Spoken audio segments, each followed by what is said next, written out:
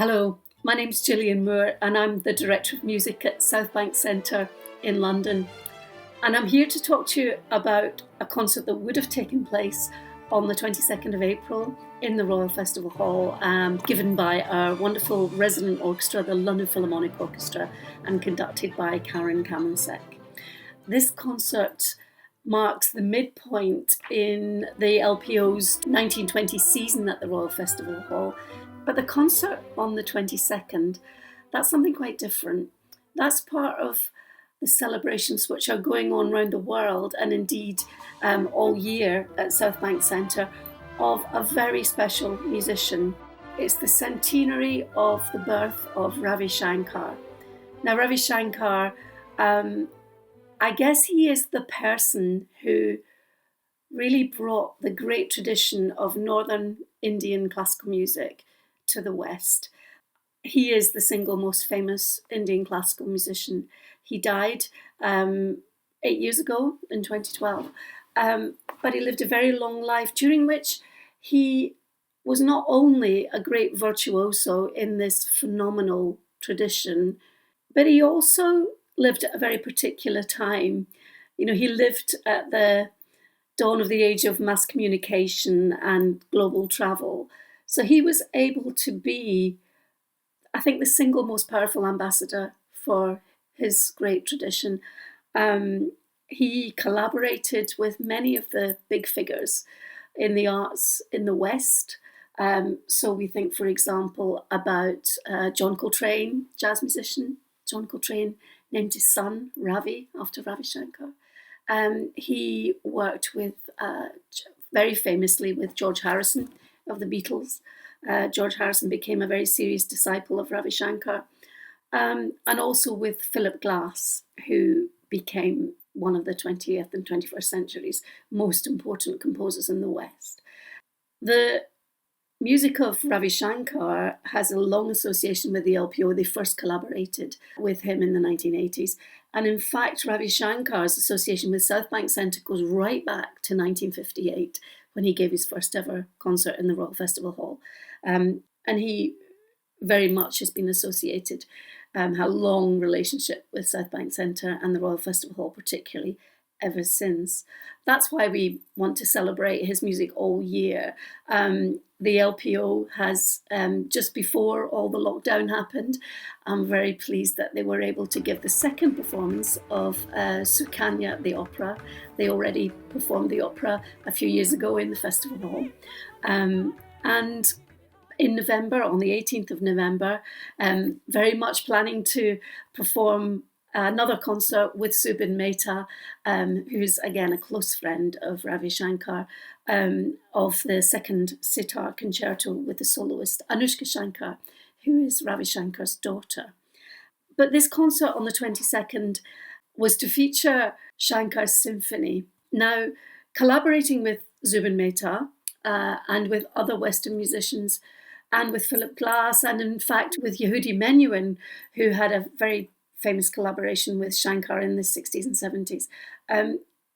He became absolutely fascinated with what was parallel, what was the same, what was equivalent in the two traditions, the two classical traditions, Western classical music and Indian classical music. He wanted to find what they had in common and also what separated them. So later in his life, Shankar started to write symphonic music to collaborate with orchestras. He wrote 2 sitar concertos and this symphony, which in fact the LPO commissioned and premiered in 2010. Now, it's a symphony in the traditional sense in some ways. It's got 4 movements. Ravi Shankar said that he was thinking about Prokofiev's classical symphony particularly. It's got that kind of compactness of it. It's got the sort of traditional symphonic form of a fast opening movement, then a slow second movement, and a scherzo, and then a sort of rambunctious and joyful finale. It has the full range of orchestral instruments, but quite late on, he decided that he did, after all, want to include Indian classical instruments in it. So there is a solo part for the sitar and there's tabla there. And The sitar part would be performed on the 22nd of April by Anushka Shankar, who's an artist in residence at South Bank, and of course Ravi Shankar's daughter, and a big star in her own right, a recording artist, a great sitar player. And her father was her guru, her father was her teacher. The symphony takes many aspects of the Indian classical tradition and puts them on the canvas of the Western orchestra. So each movement is in a different rag.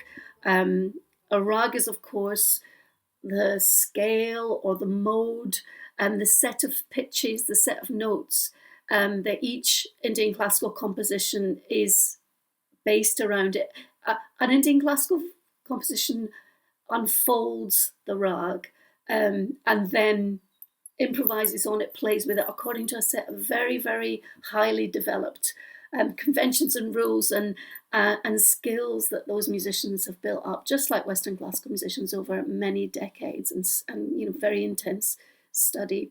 There are also rhythmic patterns, which the rhythmic organisation of Indian classical music, this is one of the things that really fascinated Philip Glass. It's very, very complex. It's based on a whole numerical system called the tal.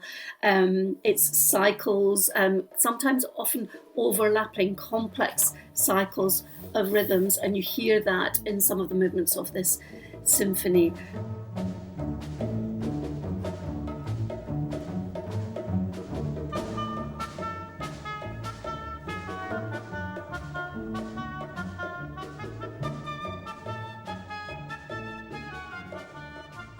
The other thing about rags is that each one of them has a kind of mood. Sometimes it's associated with a time of day, sometimes it's associated with a season. So, for example, the beautiful slow second movement of the symphony, that's in a rag called Raga Ahir Bhairav, and that's associated with late morning.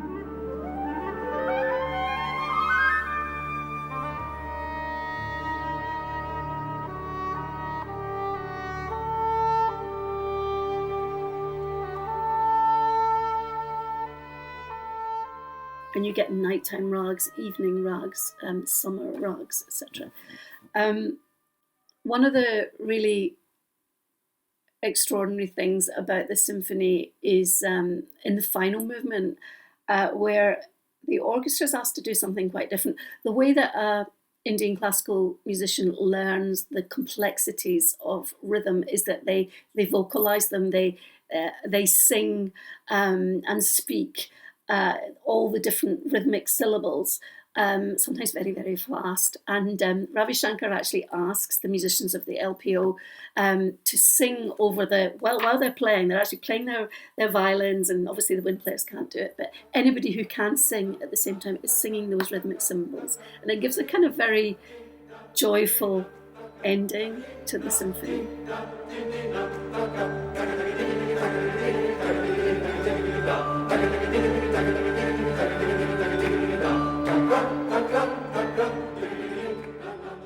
I think for Ravi Shankar, it was, although he really wanted to explore what the two traditions had in common, he was also just very, very intent that he was being true to his own tradition.